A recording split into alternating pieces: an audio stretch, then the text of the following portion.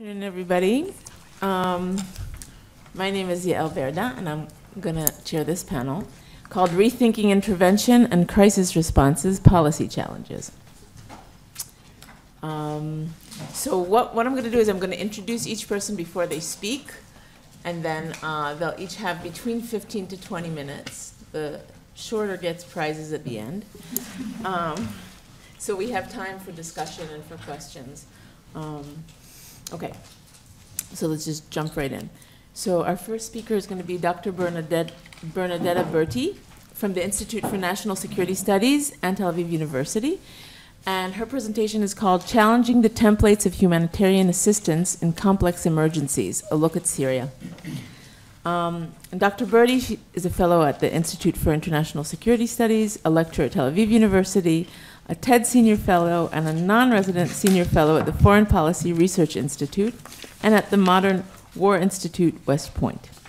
Her work focuses on human security and civil wars, as well as on post-conflict stabilization and peace building. Dr. Berti is the author of 3 books, including Armed Political Organizations, From Conflict to Integration, and her work has been published, among others, in Foreign Affairs, Democratization, the Middle East Journal, and Studies in Conflict and Terrorism. All right.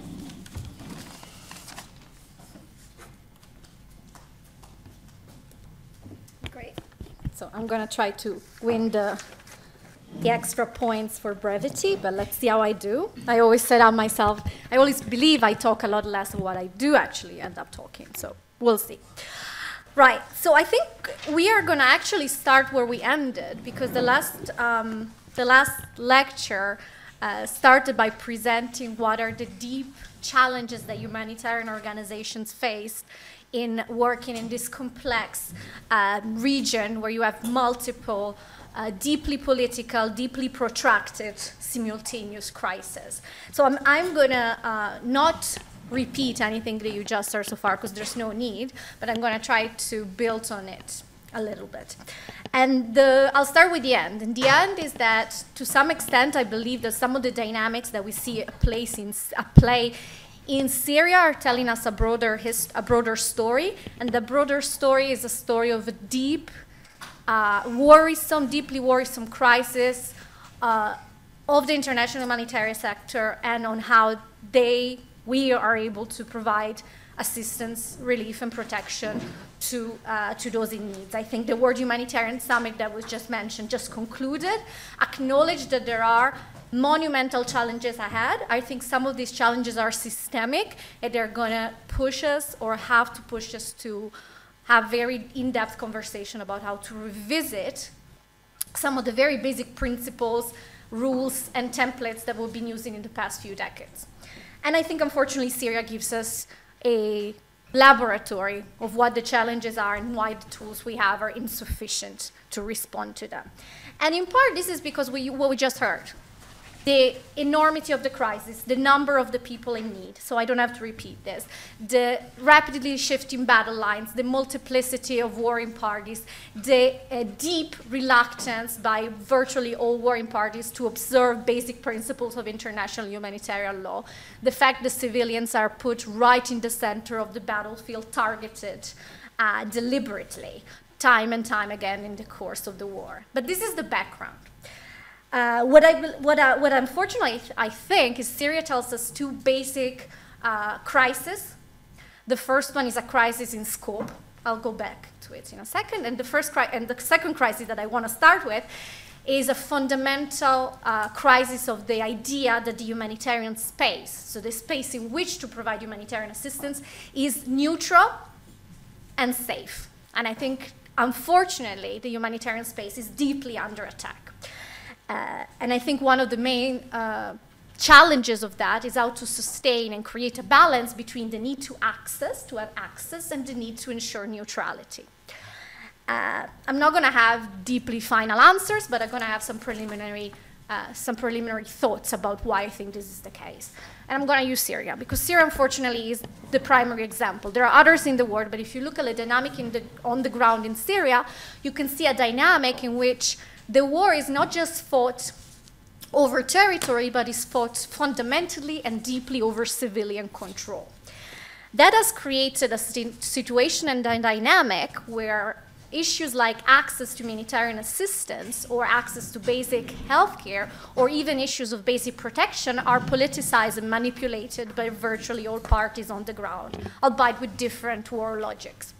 So to give you an example, I'm thinking about how the Bashar al-Assad regime has chosen to fight the civil war in Syria. And from very early on, if I look at the dynamics of conflict, it's clear that the regime begins by thinking that this is a counterinsurgency battle, one that he can win if he achieves to separate the civilian population from the rebels, and one that he can win if he achieves to stop the creation of any alternative political order. These are war objectives. Civilians become a key tool through which to implement these objectives, unfortunately. How is that done? It's done through what I call, and of course I'm sure there are better definitions, but I call it a scorched earth strategy. So it starts with creating a sectarian dynamic. It starts with instigating fear. It starts by heightening the pre-existing sectarian political cleavages in society. It follows up by implementing what the United Nations has described an extermination policy with respect to rebels and their supporters, resulting in campaigns of mass arrest. Again, when we hear the issues that the ICRC faces, for example, in accessing detainees, those issues that are already incredibly challenging in the context of any war are especially difficult in one in which keeping the largest number of political opponents in a situation of incommunicado and missing serves a very key war strategy.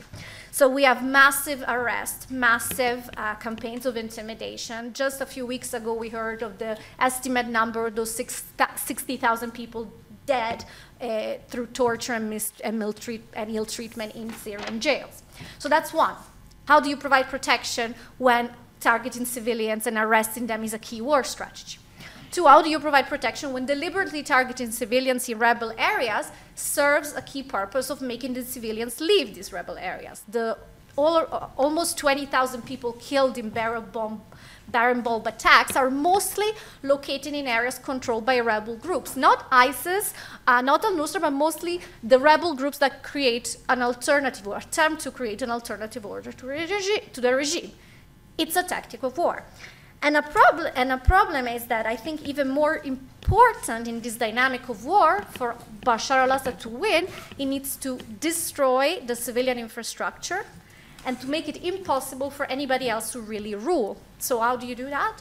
Well, you block the supply lines for the rebels, you siege and starve, you force the civilians into making a very clear choice, leave or fall with the rebels, and to the rebels surrender, or you and the civilians you held under your control will be massacred, basically. This is obviously a very cynical tactic. This is a tactic that has resulted in very high numbers of Syrians in protracted siege. The numbers that we have continuously shifts, and the UN official numbers are highly erring on the side of caution. So the estimate of 400,000 Syrians under siege is probably lower than the actual numbers under siege. And if we look at the communities under siege, they are under siege for a very deliberate political logic. Assad puts communities under siege to weaken the rebels. Communities held by under ISIS rule are not technically under siege, but forbidden to leave because the Islamic State wants to have total control over the citizens and the territory, to exact taxes, but also to create this alternative state-building project. Where do we end up with all this? We end up that access to civilians and provision of basic humanitarian assistance, relief and protection become inherently political. And that's not something that can be changed, unfortunately, through just diplomacy or just engagement with the parties, because these are tactics of war. So how do you respond as the international humanitarian sector? Well, you're basically finding what I think it's a dilemma from hell. because you have two bad choices. One choice is that you deal with the dynamic on the ground, and that's what basically has been happening so far. So you negotiate with the main stakeholder and the main bearer of responsibility over the civilian population, which remains the Syrian government. So you negotiate with Damascus over where and how to access those in need. And what you end up is with access, is with greater security for your staff, but fundamentally you lose some neutrality because willingly or nillingly you become part of a greater war scheme. I'm simplifying, but I'm bringing the bottom line because I think it's deeply challenging to everything we know about humanitarian assistance and how it works. The other challenge is you don't. But then your access is severely compromised and the security of your staff is severely under threat. So essentially, you don't have a good choice until aid is used in a political way, in a politicized way. And how have we been trying as the international community to get around it? I think we have done, basically we've done two main things. One is to continue to negotiate and to work through the Syrian government with many of the bigger organizations based in Damascus, and two is with the UN Security Council passing a series of resolutions like 2165 and 2191, allowing for cross-border delivery of assistance, which is supposed to bypass this central mechanism. However, the numbers tell us a story in which the cross-border doesn't reach enough of the people in need. The sieges remain in areas held under regime control, and the international organizations cannot reach that because they continue to be denied permission. Or lately we hear that, yes, there is permission. In the past few weeks, we've seen a lot of positive news coming from Syria about the Syrian regime granting more and more permission to visit some besieged communities. But unfortunately, in many cases, if you follow up the monitoring of the 48 hours after the delivery of assistance, that's where the protection challenges come in, because those same communities that have been visited by aid convoys delivering aid are bombed a few hours after by the regime, bringing us again the great irony of how do you deal with wars in which access to aid is entrenched political. Some of the measures that have been discussed, like airdrops, air corridors, are a drop in the ocean and don't answer the fundamental challenge, which is this is a political process. And again, I really like the metaphor of not being able to use the humanitarian sector as a fig leaf for what fundamentally is a political challenge, which is the stakeholders need to comply with the basic principle that humanitarian space is safe and should be granted. And humanitarian organizations should be and need to be granted unfettered access. Of course, this also brings the second challenge, which is because of the dynamic of war is like this, the scope, what is needed to respond effectively is enormous. First of all, if you think at this kind of dynamics of civilization of conflict, one of the byproducts is forced displacement. Not as a byproduct of war, but as a deliberate outcome of these policies. So how do you respond to these rapidly growing fluxes of refugees and internally displaced people that are not created by default or by chance, but by design? It's the weaponization, the politicization, not just of aid, but also of migration, of forced migration, which unfortunately is something we're not really coming to terms with. And the last few minutes, I just want to mention what the other challenges in scope are, and I'll leave it at there. I think the other challenges in scope basically tells us that this is in a way, challenging all the templates we have because we simply are dealing with something bigger, more protracted, and more complex. The issue of scope means, first of all, the numbers. How to deal with a number of compounded, protracted political crises that require more and more money. The international budget for delivering humanitarian assistance has gone up by 400% in 10 years. Clearly, it's not sustainable.